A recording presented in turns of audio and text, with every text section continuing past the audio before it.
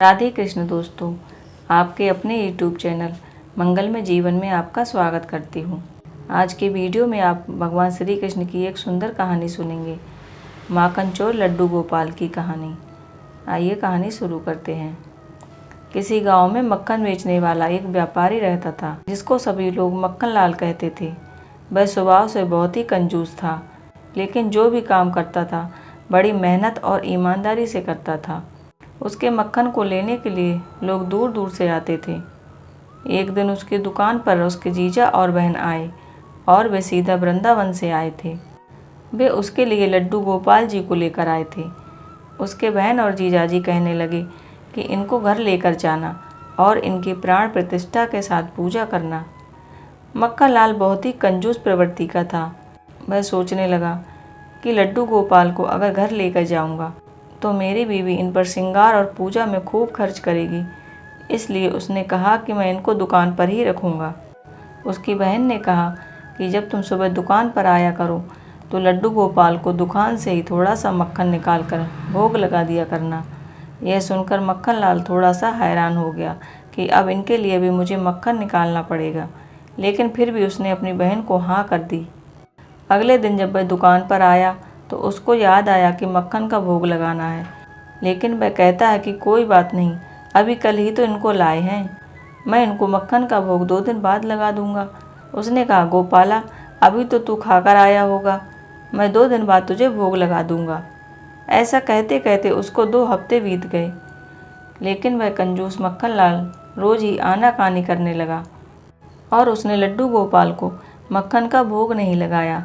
प्रभु इंतजार कर रहे हैं कि कब मक्खन लाल मक्खन का भोग लगाएगा, लेकिन मक्खन लाल ने आजकल करते हुए 2 हफ्ते निकाल दिए।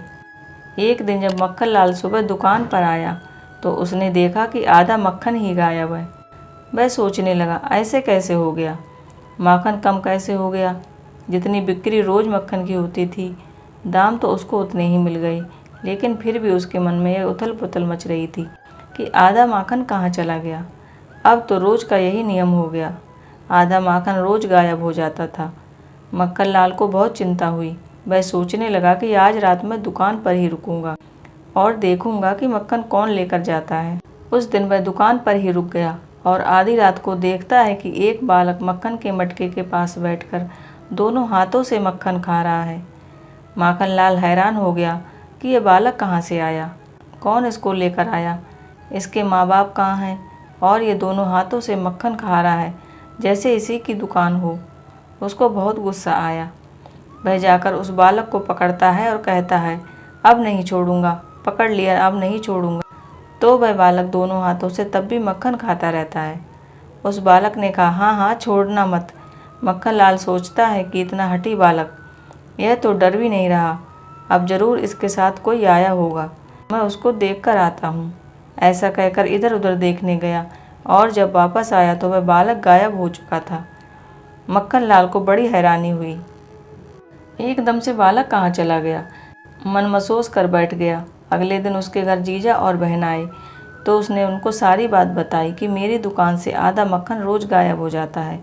उसकी बहन बोली, ऐसा करो, आज अपने जीजा जी को साथ ले जाओ और देखो कि कौन सा चोर है। जब रात को जीजा और साला दुकान पर छुपकर बैठकर देखने लगे कि कौन आया है, तभी उन्होंने देखा कि एक बालक मटके के पास बैठकर दोनों हाथों से मक्खन खा रहा है। तभी दोनों उस बालक को पकड़ लेते हैं और कहते हैं कि कौन हो तुम, कहाँ से आए हो और ये मक्खन क्यों खा रहे हो।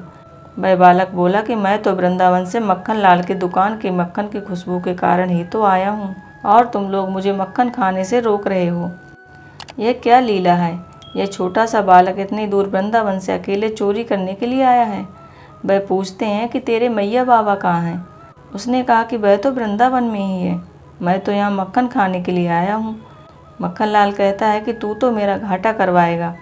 वह कहता है कि क्या कभी मक्खन बेचते हुए तुम्हें कभी घाटा हुआ है, तुम्हें तो उतने ही पैसे मिलते हैं। हाँ यह तो बात सही है। मक्खन लाल सोचता है ये कैसे हो रहा है। मक्खन लाल अपने जीजा जी को कहता है कि उसको पकड़ कर रखिए, मैं इधर उधर देखता हूँ, ज़रूर इसके साथ कोई होगा। जब वो इधर उधर देखता है तो उसे वहाँ कोई नहीं मिलता और आकर देखता है तो वह बालक भी वहाँ नहीं है। जीजा जी से पूछता है कि बालक कहाँ गया, तो वह कहता है कि मुझे नहीं पता वह कहाँ चला गया। तभी उनका ध्यान लड्डू गोपाल के मुख पर पड़ता है, जिनके मुख पर थोड़ा सा मक्खन लगा था। वह देखकर हैरान हो जाते हैं कि अरे, यह तो लड्डू गोपाल की लीला है, जो यहाँ आकर मक्खन खाते हैं। मक्खन लाल और उसके जीजा जी धन्य हो उठते हैं कि लड्डू गोपाल जी ने तो साक्षात मक्खन का भोग लगा लिया। उसके जीजा जी ने कहा कि मैंने तो तुम्हें कहा था कि इनको रोज़ एक कटोरी मक्खन का भोग लगा दिया करना, और तुमने नहीं लगाया। देखो, वह अपना हिस्सा अपने आप ही ले लेते हैं।